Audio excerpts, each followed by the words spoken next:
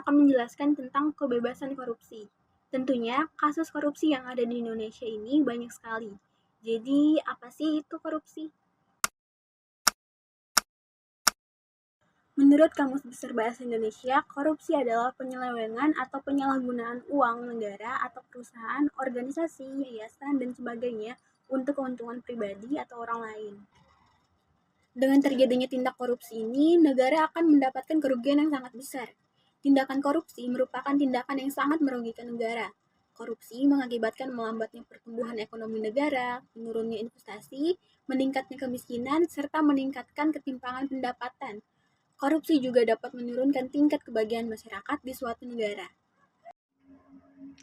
Berdasarkan Undang-Undang Nomor 19 Tahun 2019, KPK mengembang 6 tugas yang dapat dikelompokkan dalam 2 bagian besar, yaitu tugas yang terkait dengan pencegahan dan tugas yang terkait dengan penindakan.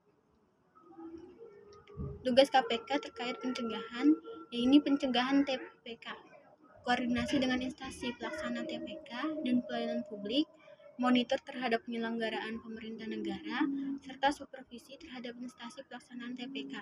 Selanjutnya, tugas KPK terkait penindakan adalah penyelidikan, penuntutan terhadap TPK, serta melaksanakan penetapan hakim dan putusan pengadilan yang telah memperoleh kekuatan hukum tetap. Dua tugas tersebut diperinci dalam Undang-Undang Nomor 19 Tahun 2019. Selain itu, turunan dari tugas tersebut dapat dilihat dari roadmap KPK 2019 hingga 2023, serta Renstra KPK 2015 hingga 2019 dan 2020 hingga 2024. Tugas dan wewenang KPK. Yang pertama, pencegahan. Undang-Undang Nomor 19 Tahun 2019 menjelaskan secara terperinci ke-6 tugas dan wewenang KPK. Pertama, dalam menjalankan tugas pencegahan, KPK berwenang untuk melakukan 6 hal dalam pasal 7 Undang-Undang Nomor 19 Tahun 2019. 1. Melakukan pendaftaran dan pemeriksaan terhadap laporan harta kekayaan penyelenggara negara. 2. Menerima laporan dan menetapkan status gratifikasi. 3. Menyelenggarakan program pendidikan anti korupsi pada setiap jejaring pendidikan. 4. Merencanakan dan melaksanakan program sosialisasi pemberantasan TPK. 5. Melakukan kampanye anti korupsi kepada masyarakat. 6. Melakukan kerjasama bilateral atau multilateral dalam pemberantasan TPK. Kedua, dalam melaksanakan tugas koordinasi dengan instansi pelaksanaan TPK dan pelayanan publik, KPK berwenang melakukan 5 hal. Pasal 8 Undang-Undang Nomor 19 Tahun 2019. 1. Mengkoordinasikan penyelidikan, penyidikan, dan penuntutan dalam KPK berwenang melakukan 5 hal. Pasal 8 Undang-Undang Nomor 19 Tahun 2019. 1. Mengordinasikan penyelidikan, penyidikan, dan penuntutan dalam pemberantasan TPK. Kedua, menetapkan sistem pelaporan dalam kegiatan pemberantasan TPK. 3. Meminta informasi tentang kegiatan pemberantasan TPK kepada instansi yang terkait. 4. Melaksanakan dengan mendengar pendapat atau pertemuan dengan instansi yang berwenang dalam melakukan pemberantasan TPK. 5. Meminta laporan kepada instansi berwenang mengenai upaya pencegahan sehingga tidak terjadi TPK. Ketiga, dalam melaksanakan tugas monitor terhadap penyelenggaraan pemerintah negara, KPK berwenang melakukan 3 hal. Pasal 9 Undang-Undang Nomor 19 Tahun 2019. 1. Melakukan pengkajian terhadap sistem pengolahan administrasi di semua lembaga negara dan lembaga pemerintah. 2. Memberi saran kepada pemimpin lembaga negara dan lembaga pemerintah untuk melakukan perubahan jika berdasarkan hasil pengkajian sistem pengolahan administrasi tersebut berpotensi menyebabkan terjadinya TPK. 3. Melaporkan kepada Presiden Republik Indonesia, Dewan Perwakilan Rakyat, dan BPK ketika saran KPK mengenai usulan perubahan tidak dilaksanakan. Keempat, dalam melaksanakan tugas supervisi terhadap instansi pelaksanaan TPK, KPK berwenang melakukan pengawasan, penelitian, atau penelaahan terhadap instansi yang menjalankan tugas dan wewenangnya yang terkait dengan pemberantasan TPK, Pasal 10 Undang-Undang 19 tahun 2019. Dalam menjalankan tugas ini, KPK juga berwenang mengambil alih penyidikan atau menuntut terhadap pelaku TPK yang sedang dilakukan oleh kepolisian atau kejaksaan pada pasal 10A Undang-Undang Nomor 19 tahun 2019. Kemudian ada penindakan. Kelima, dalam melaksanakan tugas penyelidikan penuntutan terhadap TPK, KPK berwenang untuk melakukan penyidikan, dan penuntutan terhadap TPK dengan dua kriteria pada pasal 11 Undang-Undang Nomor 19 tahun 2019. 1. TPK yang melibatkan aparat penegak hukum, penyelenggara negara, dan orang lain yang ada kaitannya dengan TPK yang dilakukan oleh aparat penegak hukum atau penyelenggara negara. 2. TPK yang menyangkut kerugian negara paling sedikit 1 miliar. Ketika TPK tidak memenuhi kriteria di atas, KPK wajib menyerahkan penyidikan, dan penuntutan terhadap kepolisian dan atau kejaksaan. Selain itu, KPK melakukan supervisi terhadap penyidikan, atau penuntutan terhadap TPK yang diserahkan kepada kepolisian atau kejaksaan. Dalam melaksanakan tugas penyelidikan, KPK diberi 8 wewenang. Yang pertama, memerintah kepada instansi yang terkait untuk melarang seseorang berpergian ke luar negeri. Kedua, meminta keterangan kepada bank atau lembaga keuangan lainnya tentang kegiatan keuangan tersangka atau terdakwa yang sedang diperiksa.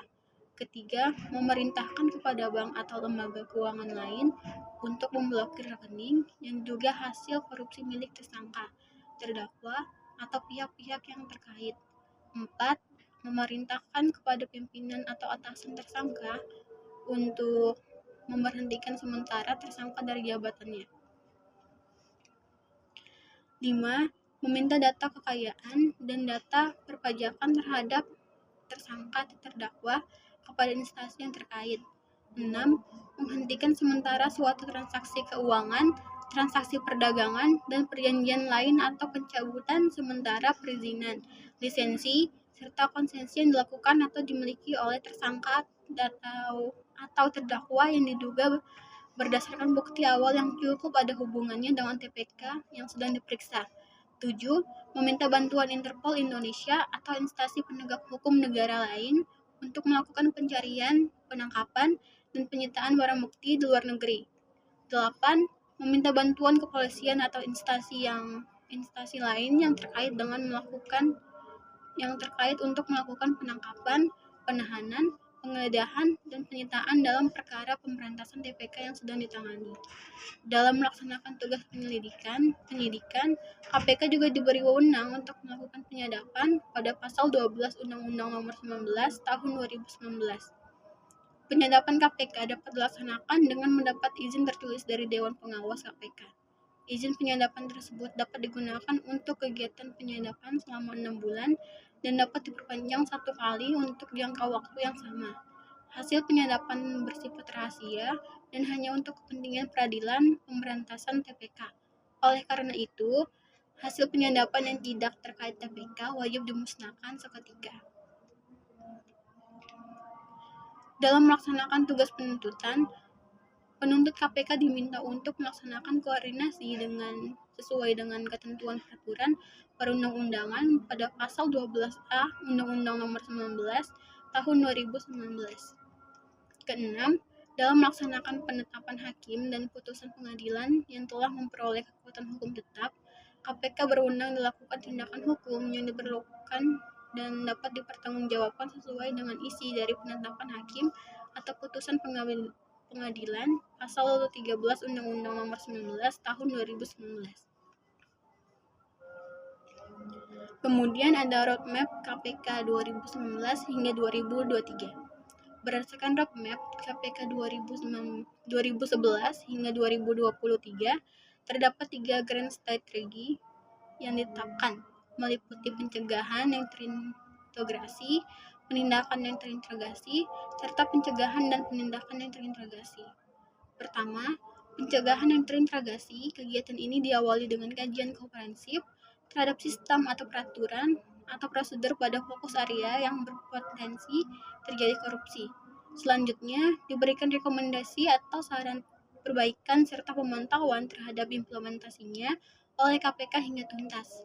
Secara paralel, dilakukan juga pendidikan dan kampanye tentang Sistem Integritas Nasional atau SIN kepada kementerian atau lembaga serta masyarakat madani untuk mengubah mindset yang perilaku. Selain itu, dilakukan pula internalisasi dan implementasi pondasi dan pilar-pilar integritas nasional pada fokus area secara bertahap untuk memperkuat SIN. Pencegahan yang terintegrasi juga mencakup kegiatan koordinasi dan supervisi pencegahan. Kegiatan tersebut mencakup pelaksanaan koordinasi dengan instansi yang melaksanakan usaha-usaha pencegahan korupsi serta supervisi layanan publik. Kedua, penindakan yang terintegrasi. Kegiatan ini dilakukan kepada grand corruption sesuai dengan fokus area pada masing-masing fase.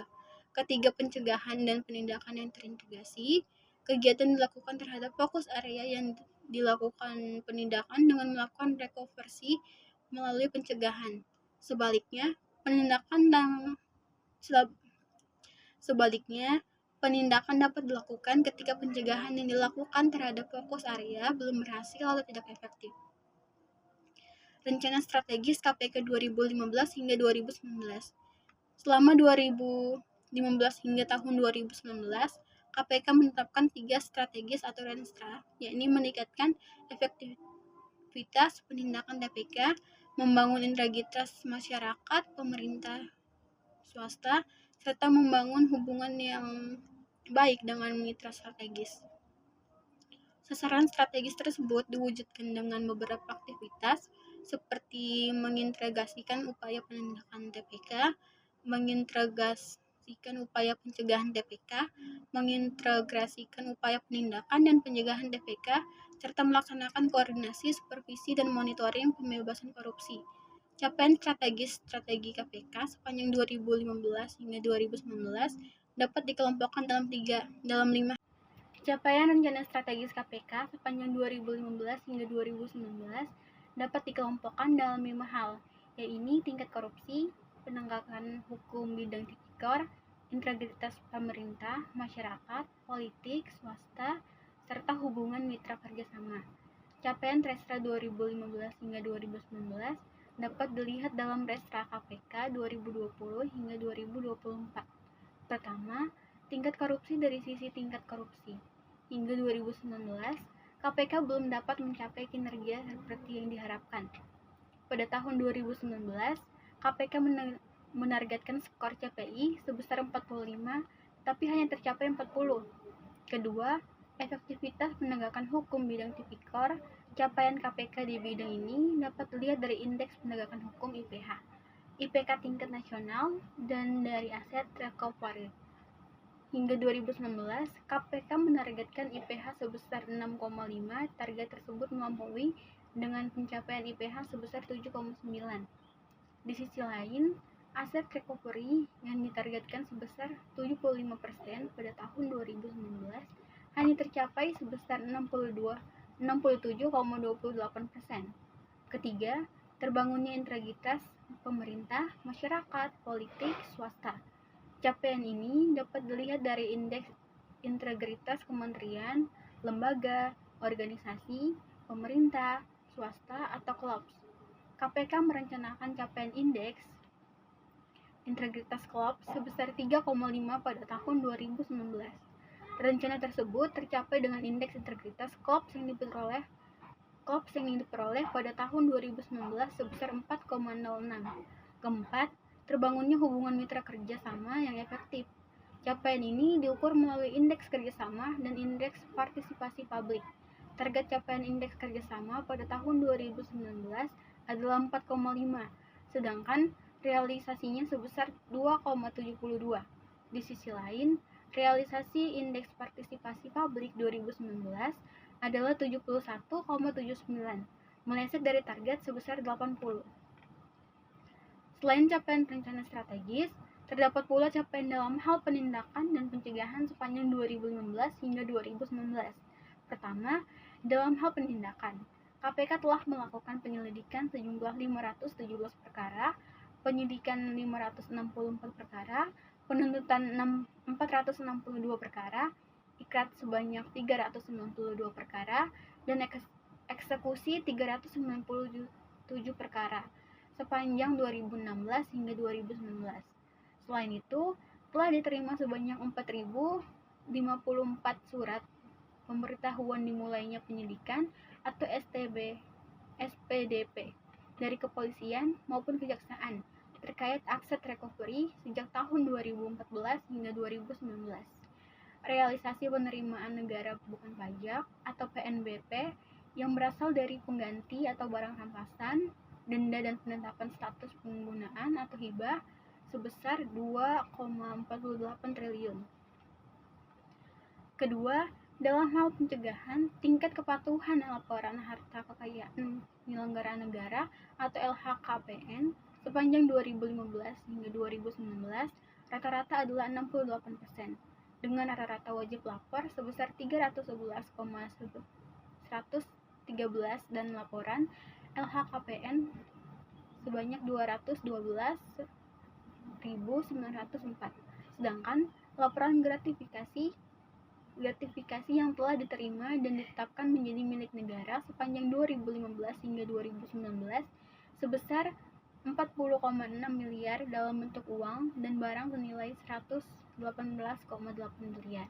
Selain itu, KPK juga telah melakukan berbagai kegiatan pendidikan anti korupsi di semua jejaring pendidikan serta penyelenggaraan, kampanye, dan sosialisasi anti korupsi. Kampanye dan sosialisasi anti korupsi dilaksanakan antara lain dengan pelatihan di Pusat Edukasi Anti Korupsi atau PEA untuk kalangan eksternal KPK, pencegahan sektor swasta, sertifikasi ahli pembangunan integritas atau API, kajian pendanaan partai politik dan penerapan sistem integritas partai politik atau SPIP, pencegahan korupsi dengan melibatkan masyarakat sipil, pencegahan korupsi dengan masyarakat, program bus jelajah negeri bangun korupsi, serta kampanye media. Dari sisi pencegahan, KPK juga melakukan review terhadap sistem dan membuat rekomendasi ke Presiden, DPR, dan BPK. Kepada review yang telah dilakukan KPK telah menghasilkan 2.115 rekomendasi yang telah diberikan kepada menteri atau kepala instansi terkait. Selain itu, sejumlah 20 rekomendasi yang bersifat strategis telah disampaikan kepada Presiden dalam bentuk surat. Rekomendasi yang diberikan melalui sektor minyak dan gas, pelayanan publik, pangan, dan sumber daya alam, serta keuangan negara. Capaian KPK dan sisi pencegahan juga dapat dilihat dari sisi koordinasi dan supervisi upaya pencegahan TPK yang dilakukan oleh institusi lain. KPK telah melakukan pendampingan terhadap 542 Pemda, baik provinsi, kabupaten, maupun kota.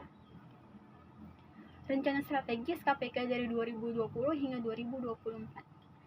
Dalam Restra KPK 2020 hingga 2024, dipaparkan visi, misi, tujuan, dan sasaran strategis KPK.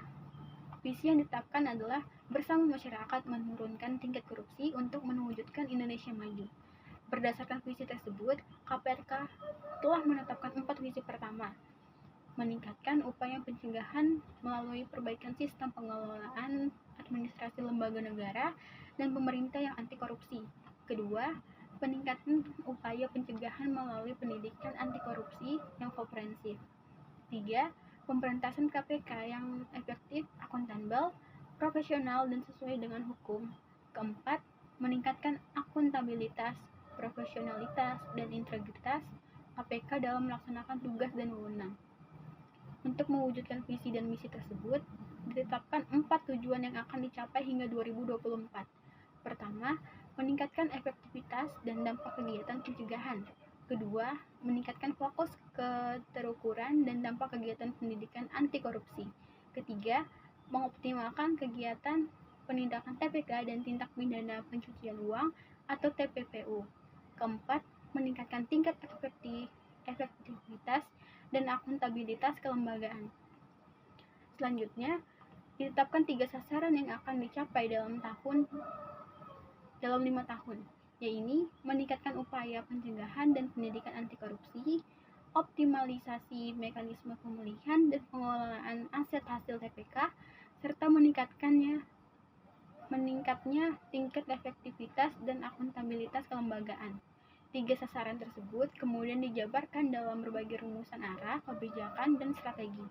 Terdapat 6 upaya arah, kebijakan, dan strategi yang dirumuskan, yakni untuk pencegahan dan pendidikan anti korupsi, upaya koordinasi KPK dengan instansi terkait, upaya penguatan sistem monitoring penyelenggaraan pemerintah negara, upaya mengefektifkan supervisi KPK terhadap instansi terkait, upaya peningkatan efektivitas penegakan hukum, upaya peningkatan kelembagaan yang efektif, profesional, dan akuntabel.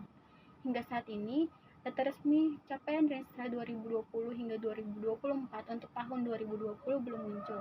Akan tetapi, berdasarkan data statistik penindakan KPK sepanjang 2020 hingga 1 Juni 2020, diketahui bahwa KPK telah melakukan sebanyak 78 penyelidikan, 43 penyidikan, 40 penuntutan, dan 70 perkara yang telah ikraj, serta 69 perkara telah dieksekusi. Sejak 2004 hingga 2021, bila ditarik ke belakang, sejak tahun 2004 sampai 1 Oktober 2021, KPK telah menangani 1.194 kasus. Dari jumlah tersebut, sebanyak 834 ikraj atau perkara berkekuatan hukum tetap. Jika dirinci lebih lanjut, tindak pidana korupsi berdasarkan instansi DPR atau DPRD ada 74 kasus, kementerian atau lembaga ada 395 kasus, BUMN atau BUMD ada 92 kasus, komisi ada 20 kasus, Pemprov ada 158 kasus, dan Pemkop atau Pemkap ada 455 kasus. Kasus-kasus tindak pidana korupsi yang ditangani KPK sejak 2004 hingga 2021, sebagian besar adalah kasus suap. Jumlahnya mencapai 775 kasus dari total 1.194 kasus. Jika dirinci di antaranya, tindak pidana berdasarkan jenis perkara mencakup pegadaian barang atau jasa ada 266 kasus, perizinan ada 25 kasus, penyuapan ada 775 kasus, pungutan atau pemerasan ada 26 kasus, penyalahgunaan anggaran ada 50 kasus, tindak pidana pencucian uang ada 41 kasus, pemerintah proses KPK ada 11 kasus.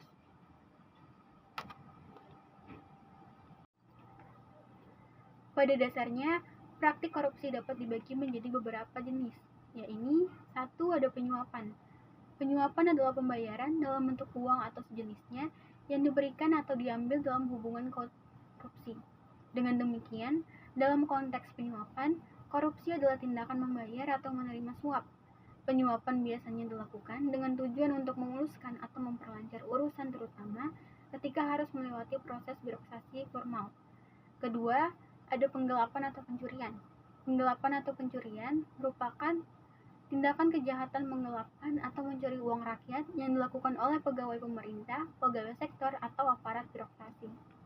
Ketiga, ada penipuan. Penipuan atau fraud dapat didefinisikan sebagai kejahatan ekonomi berwujud kebohongan, penipuan, dan perilaku tidak jujur. Jenis korupsi ini merupakan kejahatan ekonomi yang terorganisir dan biasanya melibatkan pejabat. Dengan begitu, kegiatan penipuan relatif lebih berbahaya dan berskala lebih luas dibandingkan penyuapan dan penggelapan. Keempat, pemerasan. Korupsi dalam bentuk pemerasan merupakan jenis korupsi yang melibatkan aparat dengan melakukan pemaksaan untuk mendapatkan keuntungan sebagai imbal dalam jasa pelayanan yang diberikan. Pada umumnya, pemerasan dilakukan pro-bono, yaitu dilakukan oleh aparat pemberi layanan terhadap warga. Kelima, favoritisme. Favoritisme dikenal juga sebagai politisasi, merupakan tindakan menyalahgunakan kekuasaan yang melibatkan tindak privatisasi sumber daya. Melansir halaman web Inspektorat Jenderal Kementerian PUPR, dalam panduan pemberantas korupsi dengan mudah dan menyenangkan oleh KPK Republik Indonesia, ada 3 strategi yang bisa kita lakukan untuk memberantas korupsi, Yaitu satu, ada represif. Strategi represif dilakukan dengan cara KPK menyeret koruptor ke pengadilan, membacakan tuntutan, serta menghadirkan para saksi beserta alat bukti yang menguatkan. Kedua, ada perbaikan sistem. Dalam perbaikan sistem, KPK memberikan rekomendasi kepada kementerian atau lembaga terkait untuk melakukan langkah-langkah perbaikan. Selain itu, strategi ini juga dilakukan melalui penataan layanan publik, melalui koordinasi dan supervisi pencegahan, serta mendorong transparansi penyelenggaraan negara. Untuk mendorong transparansi penyelenggaraan negara, KPK menerima LHKPN dan gratifikasi. Ketiga, ada edukasi dan kampanye. Edukasi dan kampanye dilakukan sebagai bagian dari pencegahan dan memiliki peran strategis dalam memberantas korupsi. Melalui edukasi dan kampanye, KPK meningkatkan kesadaran masyarakat mengenai dampak korupsi, mengajak masyarakat untuk terlibat dalam gerakan pemberantasan korupsi, serta membangun perilaku dan budaya anti korupsi. Kegiatan edukasi dan kampanye ini sebaiknya dilakukan tidak hanya kepada mahasiswa dan masyarakat umum, tetapi dimulai dari anak usia dini, taman kanak-kanak, dan sekolah dasar.